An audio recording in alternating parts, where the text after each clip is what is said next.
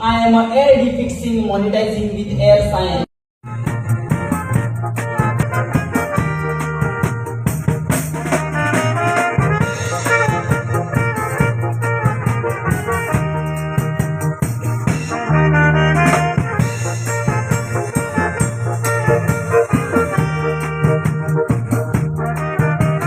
तातना Gonu